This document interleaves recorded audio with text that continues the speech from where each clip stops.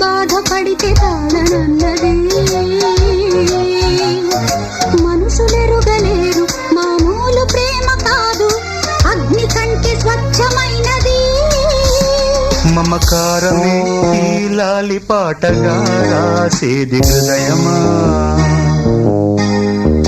ఉమాదేవిగా శివుని అర్ధభాగమైనాలోన నిలువుమా.